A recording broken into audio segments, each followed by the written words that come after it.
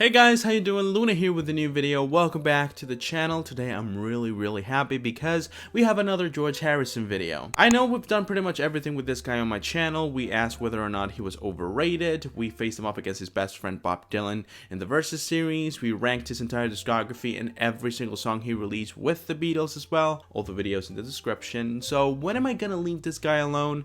Not anytime soon. Today we have a very interesting video. I'm pretty sure that some of you will be outraged with the title, but allow me to explain before you start throwing some hate in the comments. I was doing some research the other day on John Lennon's discography because I'm going to do a ranking of every single album he released as a solo artist, and you know, part of that research is his work with the Beatles and how it influenced his solo career, you know. And there's a lot of people, you know, there's this narrative going around that he was the main enemy that George Harrison had in the Beatles, not in the literal sense of the word, but just because when you look at the Get Back sessions and when you look at a few clips like the one where George Harrison is trying to pitch I Mean Mine to the band and they're like rehearsing the song, John Lennon doesn't participate, you know, he's just dancing the waltz with Yoko. All of those videos and, you know, multiple things that George Harrison said in the 70s led a lot of people to believe that John Lennon was like the main antagonist for George Harrison as a creative force. And you have that famous clip of Paul McCartney arguing with George about a song. He wasn't playing the song as Paul McCartney wanted him to,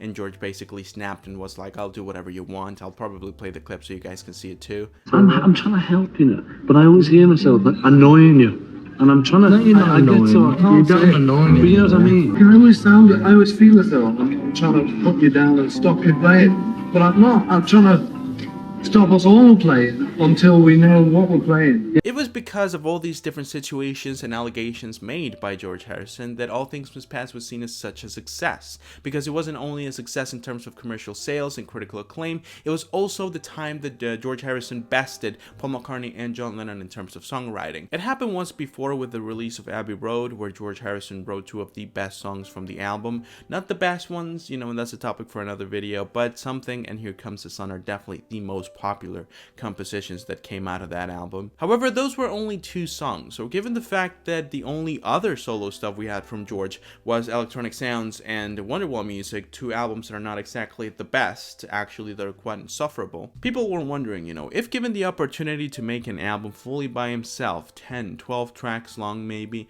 will he deliver? Is he going to give a track list that is going to match the level of quality that the releases from Paul McCartney and John Lennon had at the time? Obviously, we know the answer. All Things Must Pass is one of the greatest albums from the 70s and actually one of my favorite albums from 1970, which was a great year for music, giving us some of the best rock albums of all time. So my praise for this album is nothing short of massive. You know, I love this record. Every single song in here, in my opinion, is amazing. Again, I know that the title may suggest something different. That's why I wanted to clear up that in my opinion, this was a massive success. There's something so liberating about this album. The songwriting is amazing. The way that he kind of took everything from every piece of influence he received in the 60s, from the Indian classical music scene, from the band, from Bob Dylan, from John and Paul themselves, you know, every major piece of influence that George Harrison received in the previous decade kind of kaleidoscopes in this album and creates one of the greatest albums of all time, you know. I do believe that. However, even though I'm willing to admit that All Things Must Pass is an awesome album, one of the best post-Beatles releases,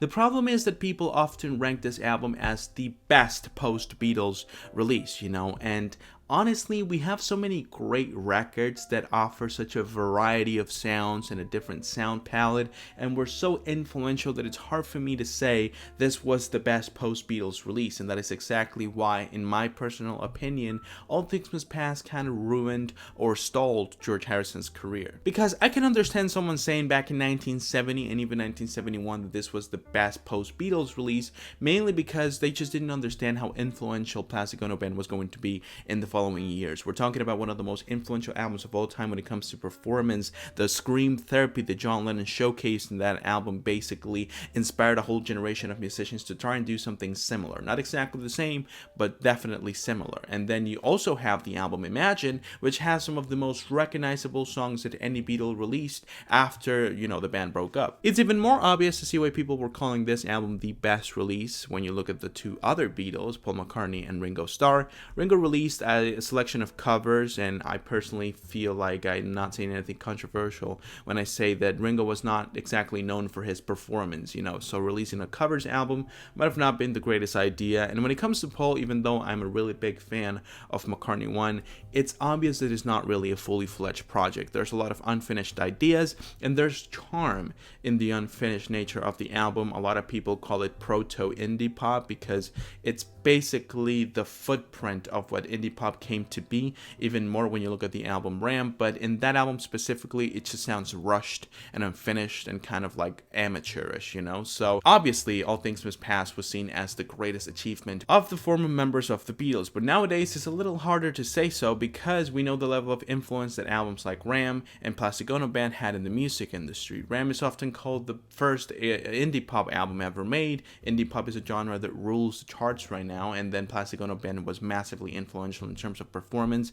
in terms of how to express your emotions through your music, and also Imagine and Band on the Run aged way better than All Things Must Pass, maybe with the exception of a few tracks like What Is Life and My Sweet Lord, but the rest of the album does feel quite a bit dated, at least in my opinion. People tend to overrate this album to the point of saying that it was the project that proved that George Harrison was way better than John Lennon and Paul McCartney in terms of songwriting, and obviously that's, depends on everyone's perspective. You may like his songwriting style a bit more, but in terms of influence and impact, there's no denying that Paul McCartney and John Lennon made records that are more significant for the canon story of music. I do believe the record has flaws. A lot of people like to use the word perfect for this album, but in my opinion, the production is a little bit too in your face. Sometimes George Harrison's voice goes too far back in the mix and the instrumentation just takes over the entire track, and that's not necessarily a great thing. Depending on the album, it could work in the album's favor, but we're talking about George Harrison. His voice is ear candy. His melodies are beautiful. Actually, I would go as far as to say that his melodies are the main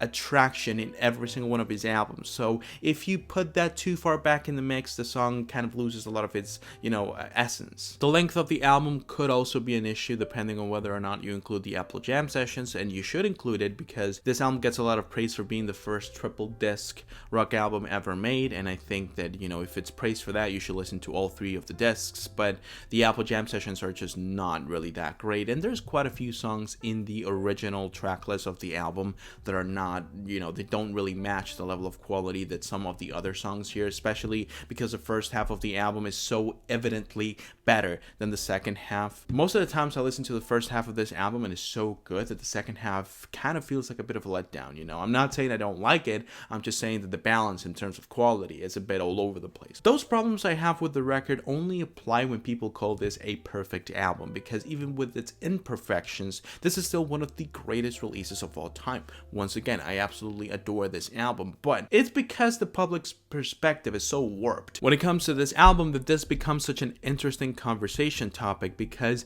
my main problem by far with All Things Must Pass is how it affected the rest of George Harrison's career. Every single review of every other George Harrison album, whether it be Living in the Material World, the self-titled 1979 release, Cloud 9, Brainwash, even after he died, every single album is compared to All Things Must Pass. None of these albums can exist on their own. If the album was bad, the critics are going to say, what a disappointment after an album like All Things Must Pass. If the album was average, with a few good tunes in there, it's going to say it's good, but not as good as All Things Must Pass. And if the album was great, like it happened with Living in the Material World or the self-titled 1979 release, they're gonna say, this is by far George Harrison's best release since All Things Must Pass. This is the best quality in his songwriting since All Things Must Pass. This is the biggest hit since those songs in All Things Must Pass. Everything is linked to that album, and it's kind of sad, because if there's something I've noticed about George Harrison, about his personality and, what filters through the music, is that he doesn't like to live in the past. He finishes a project and that is put behind him. He learns from it and he works in something new. That's the feeling I got with every single album he released. He was constantly trying to do something different, not exactly in terms of style, but at least, he was trying to come up with new tunes, new ways to play music, even if it's the same kind of music. And he released a bunch of great music in the process. Living in the Material World, 33 1/3, the 1979 self-titled release, Cloud 9, all of these albums are amazing, and they're overshadowed by the amazing success that All Things Must Pass was. So yes, it was the album that separated him from the Beatles. It's one of the greatest albums of all time. It has his biggest hit, My Sweet Lord. It has some of his best songs, Behind That Locked Door, If Not For You, What Have You Anytime, the title track, Isn't It a Pity. It's definitely a great project, but it did have consequences. The success and the quality of that album had major consequences that had a negative effect on his solo career. Every other album he released after All Things Must Pass was seen as a slight disappointment, no matter how good it was, because it was immediately compared to that album, and because All Things Must Pass is such a masterpiece, it's kind of hard to compete with that. Then there's also the fact that All Things Must Pass is put on this pedestal, and people call it the perfect album, one of the greatest albums of all time, and it was a great release. But compared to Paul McCartney's Ram, an album with such a diverse sound palette, not only in the instrumentation but also in the layering of the songs and the performance. In every single song it sounds different. It sounds like a different version of Paul McCartney. Such an amazing album, and so influential too. One of the first indie pop albums ever made. Then you have John Lennon's Plastic Ono Band, again, massively influential in terms of performance. I know I said that previously on the video, but dude, you don't understand how massive this album was for the singer-songwriter scene. And then also you have some of the best songwriting in John Lennon's career. Very diverse too. Songs like God, Mother, Well, I Found Out, Working Class Hero, Love. I mean, so many great pieces of music that I cannot understand how people can listen to those albums and then listen to All Things Must Pass and believe this is the better option. So in my opinion, All Things Must Pass is not only slightly overrated, I do think it's an amazing album, but I believe people exaggerate when they talk about the legacy of this album. But also I think it kind of stole George Harrison's career, because for me it feels like every other album, every other release, every other piece of media he ever put out after All Things Must Pass was seen as an attempt to make another All Things Must Pass, wrongfully so, because every George Harrison album is a world in and of itself. Every album should be listened to in complete isolation, ignoring the context. I mean, honestly, I feel like the best way to listen to George Harrison's solo discography is leaving All Things Must Pass for last. Listen to all of the other albums and then come back to All Things Must Pass. That is the best way to enjoy it, because again, if you look at what the critics are saying, every other album has All Things Must Pass references or is compared to All Things Must Pass. The songwriting is kind of similar and the instrumentation too, but once again, you only notice these things when you're thinking about All Things Must Pass while listening to the rest of the album. So if you're not familiar with George Harrison's solo career, and maybe that's the case and that's the reason why you clicked on this video to see if All Things Must Pass was worth it or not, it's definitely worth your time.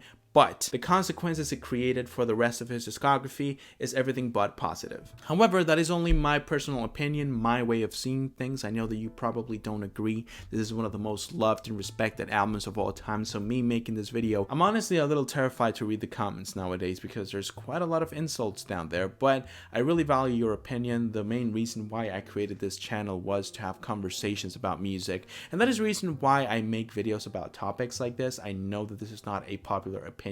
I know that a lot of people seem to believe that All Things Must Pass is the best thing that happened to George Harrison ever, apart from the Beatles, obviously. But for me, if you look at the rest of his discography and how it was kind of overlooked because of the success of All Things Must Pass, I feel like it's a reasonable conclusion to say that this wasn't exactly the greatest thing in George Harrison's career. It's definitely the peak of his songwriting skills and his ability as an artist, but it was so good and so massive that the rest of his discography was just kind of left in the dust.